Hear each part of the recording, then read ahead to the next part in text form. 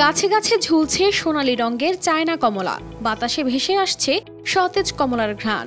কৃষকের মুখে ফুটেছে তৃপ্তির হাসি। ময়মনসিংহের ভালুকা উপজেলার আখালিয়া গ্রাম, যেখানে কিছুদিন আগেও কমলা চাষের কথা ছিল কল্পনাতীত, আজ সেই গ্রামেই দেখা দিয়েছে নতুন সম্ভাবনা। চীনা কমলা চাষে এই সাফল্যের নায়ক শহীদ আহমেদ।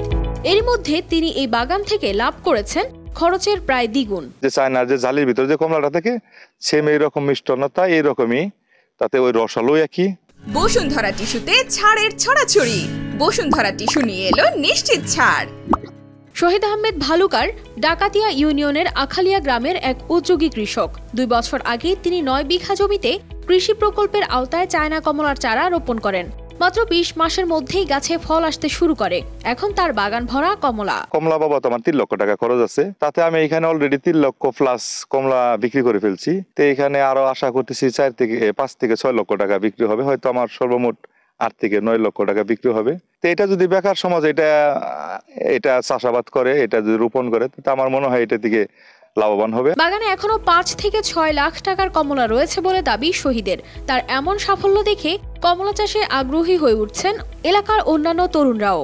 আমাদের এই আখালিয়ায় প্রথম কমলার চাষ হয়েছে।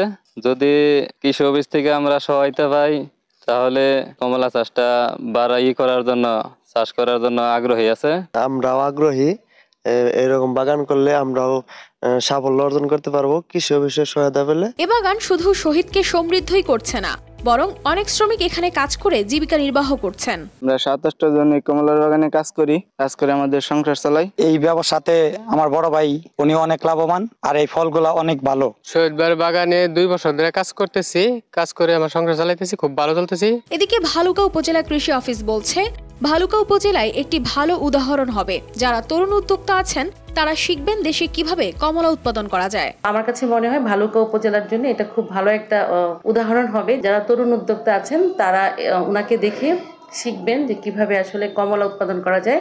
যে কমলাটা দেশের বাইরে থেকে আমদানি করতে অনেক কোটি কোটি টাকা খরচ করতে হয়েছে, সেখানে আমরা যদি ভালুকার মতো জায়গায় কমলা উৎপাদন করতে পারি, তাহলে বাইরে থেকে আমাদের আমদানি কমে যাবে। গ্রামের তরুণরাও মনে করছেন কৃষি অফিসের সহযোগিতা পেলে কমলা চাষ করে দেশের অর্থনীতিতে বড় ভূমিকা রাখা সম্ভব। শহীদের মতে, উদ্যোগ যদি সারা দেশে ছড়িয়ে পড়ে তবে কমবে আমদানি নির্ভরতা, কৃষিক্ষেত্র হবে শক্তিশালী, আর বেকার তরুণদের জন্য সৃষ্টি হবে নতুন কর্মসংস্থান। News desk, RTV।